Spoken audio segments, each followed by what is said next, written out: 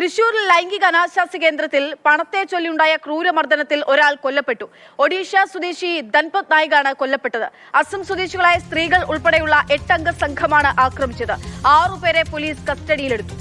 MS Lishoy വിവരങ്ങളുമായി ചേരുകയാണ്. ലിഷോയ്, എന്തിനെ ചൊല്ലിയാണ്, എന്താണ് ഇങ്ങനെ ഒരു മർദ്ദനത്തിലേക്കൊക്കെ എത്തി, അതായത് ഒരാളെ കൊലപ്പെടുത്തുന്ന രീതിയിലേക്കൊക്കെ എത്തിയിട്ടുള്ള കാര്യങ്ങൾ എന്താണ് സംഭവിച്ചത്, എപ്പോൾ?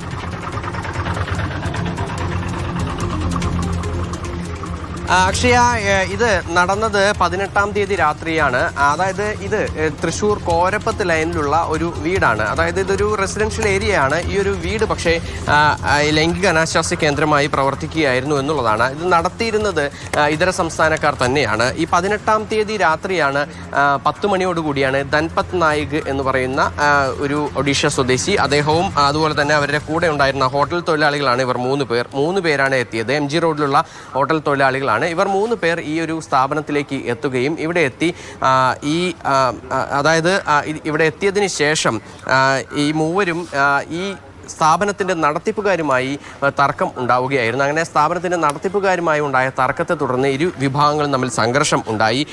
ശേഷം ഈ 3 പേർക്കും ശക്തമായ മർദ്ദനമേൽക്കുകയും ചെയ്തു. മൂവരും ഈ ഗുരുതരമായ പരിക്കേൽക്കുകയും ചെയ്തു.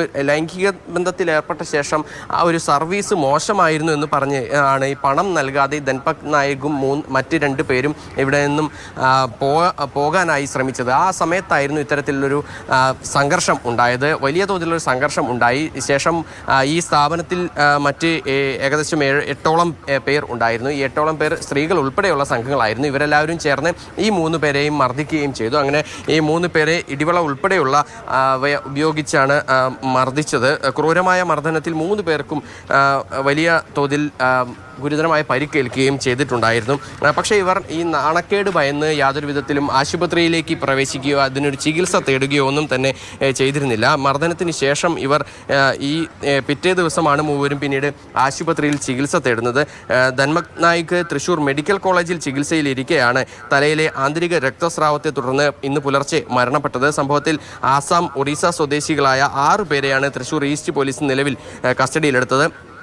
2 സ്ത്രീകളും 4 പുരുഷന്മാരുമാണ് ഈ ഒരു സംഘത്തിൽ ഉള്ളത്. ഒരാൾ ആസാമിലേക്ക് കടന്നു എന്നാണ് വിവരം. 8ാമത്തെ ആൾക്കായി പോലീസ് അന്വേഷണം നടത്തുന്നുമുണ്ട്. എന്തായാലും ഈ ഒരു സ്ഥലം നമുക്കറിയാവുന്നത് കാണാൻ സാധിക്കും. ഇതൊക്കെ ഒരു റെസിഡൻഷ്യൽ ഏരിയയാണ്. തൊട്ട് മുമ്പിൽ വീടുകളുണ്ട്, അതിന് തൊട്ടപ്പുറത്ത് ഫ്ലാറ്റുകളുണ്ട്. അങ്ങനെ ഒരു ശാന്തമായ ഒരു അന്തരീക്ഷം ഉള്ള ഒരു സ്ഥലമാണ് ഇവിടെ. പക്ഷേ ഇത്തരത്തിലൊരു വലിയ ഒരു കൊലപാതകത്തിലേക്ക് നയിക്കാവുന്ന ഒരു സംഭവം ഇവിടെ ഉണ്ടായി എന്ന് പറഞ്ഞാൽ ആർക്കും വിശ്വസിക്കാവുന്ന തരത്തിൽ കേന്ദ്രം പ്രവർത്തിച്ചത് നഗരത്തിൽ തന്നെയാണോ?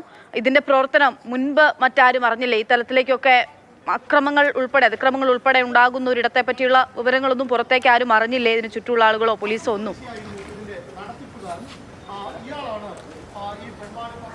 അതായത് ഇത് സ്വരാജ് റൗണ്ടിൽ നിന്ന് ഏകദേശം 50 മീറ്റർ പോലും ഇല്ല. ആ തൊട്ടടുത്ത് തന്നെയാണ് ഈ ഒരു കേന്ദ്രമുള്ളത്. ഇവിടെ സാധാരണഗതിയിൽ ഈ ഒരു കേന്ദ്രത്തിൽ ഇതൊരു ഇതര സംസ്ഥാനക്കാർ താമസിക്കുന്ന ഒരിടം എന്നുള്ള രീതിക്കാണ് എല്ലാവർക്കും മനസ്സിലാക്കിയിരുന്നത്. പക്ഷേ ഇങ്ങനെയൊരു സംഭവം ഇവിടെ ഉണ്ട് എന്നുൾപ്പെടെയുള്ള കാര്യങ്ങളൊന്നും തന്നെ ആർക്കും അങ്ങനെ അറിയാവുന്ന ഒരു കാര്യമല്ലായിരുന്നു.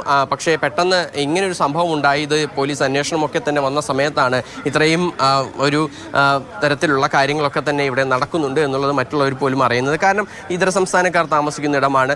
അതുപോലെ തന്നെ ഇവർ മറ്റാരുമായി ബന്ധമില്ല. അതുപോലെ തന്നെ തിരിച്ചും നഗരത്തിന് അടുത്ത് തന്നെയാണ്. അതായത് സ്വരാജ് റൗണ്ടിനോട് തൊട്ടടുത്ത് തന്നെയാണ്. ഞാൻ നിൽക്കുന്ന ഒരു ഇടത്തിൽ നിന്ന് നേരെ നോക്കിയാൽ ഈ വീടുകളുടെയൊക്കെ തന്നെ പുറകുവശം എന്ന് പറയുന്നത് സ്വരാജ് റൗണ്ടിൻ്റെ മുൻപിലുള്ള കടകളുടെ ആ പുറകുവശത്തേക്കാണ് എത്തുക. അതായത് അത്രത്തോളം അടുത്താണ് ഈ ഒരു വീടെന്നൊക്കെ പറയുന്നത്. പക്ഷേ അതേസമയം തന്നെ ഈ മറ്റുള്ളവരുമായി യാതൊരു ബന്ധമില്ലാത്തതിനാൽ തന്നെ ആരും ഇവരുടെ കാര്യം അന്വേഷിക്കാനും പോകാറില്ല എന്നുള്ളതാണ് ഒരു പ്രധാനപ്പെട്ട കാര്യം. ഇവിടെ ആരൊക്കെയോ വന്നു പോകുന്നുണ്ട്. അത് ഇവിടെ എത്തുന്നവർ ഭൂരിഭാഗവും അല്ലെങ്കിൽ മുഴുവനും ഇതര സംസ്ഥാനക്കാരാണ്. സ്വാഭാവികമായും ഇതര സംസ്ഥാനക്കാർ താമസിക്കുന്ന ഒരു ഇടം എന്ന് പറയുമ്പോൾ ഒരുപാട് ഇതര സംസ്ഥാനക്കാർ വന്നു പോവുകയൊക്കെ തന്നെ ചെയ്യുന്നതാണ് നമ്മുടെ നാട്ടിൽ.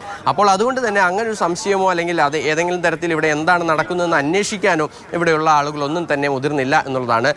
ഇങ്ങനെ ഒരു സംഭവം നടന്നതിന് ശേഷമാണ് പോലീസും ഇക്കാര്യത്തിൽ ഒരു വ്യക്തമായ ഒരു നിഗമനത്തിലേക്ക് എത്തുന്നതും ഇവിടേക്ക് എത്തുന്നതും. ഈ ഒരു വീടിനകത്ത് വെച്ചാണ് ഈ സംഭവങ്ങളൊക്കെ തന്നെ, മർദ്ദനവും ഉൾപ്പെടെയുള്ള സംഭവങ്ങളൊക്കെ തന്നെ നടന്നത്.